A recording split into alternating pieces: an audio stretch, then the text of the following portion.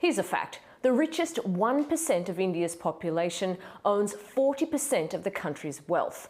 And quite a bit of that money was flashed around during the Ambani wedding extravaganza. That's the 4-month-long wedding fiesta of Anant Ambani, the youngest son of Asia's richest man.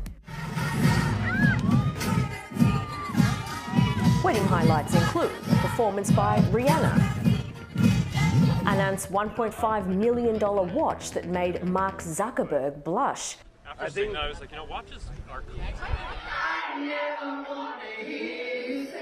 The Backstreet Boys on a boat.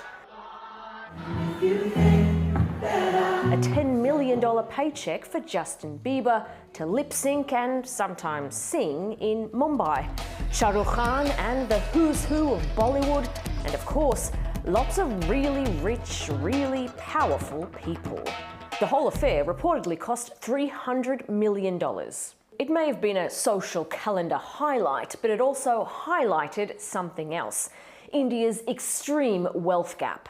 Opposition politician Thomas Isaac called the spending obscene and a sin against the poor.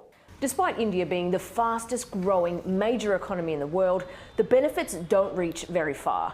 And according to statistics, the gap between rich and poor has widened drastically under Prime Minister Narendra Modi, who, by the way, was a guest at the wedding. In fact, according to the World Inequality Database, income inequality in India is worse now than it was under British colonial rule. Even 30 years ago, India only had 1 billionaire. It now has 271. All that while, the wealth of middle-class India has halved. And despite many people coming out of poverty, around 1 in 8 live on just over $2 a day.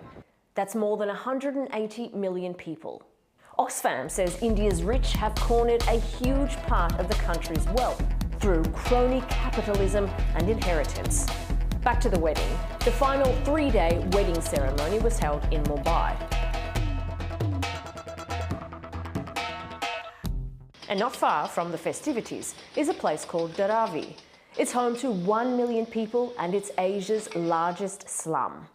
Life there is just a snapshot of the country's growing poverty. One study shows India is home to 1/4 of the world's malnourished people. That's 500 million people who don't have enough to eat. Back in colonial times, India was known as the crown jewel of the British Empire.